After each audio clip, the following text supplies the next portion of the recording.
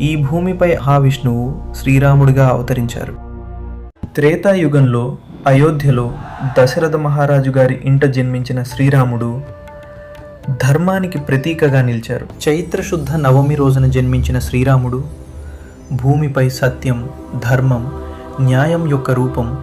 మర్యాద పురుషోత్తముడు, పితృవాక్య పరిపాలకుడు, సత్యానికి ప్రతీకగా నిలిచిన శ్రీరాముడు అధర్మాన్ని నాశనం చేసి రావణాసురుని సంహరించి లోకానికి ధర్మ మార్గాన్ని చూపించారు.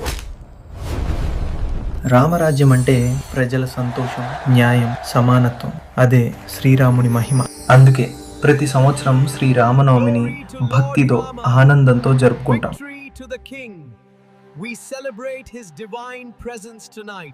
శ్రీరాముడు ఒక దేవుడు మాత్రమే కాదు, జీవితానికి మార్గదర్శి. జై శ్రీరామ్.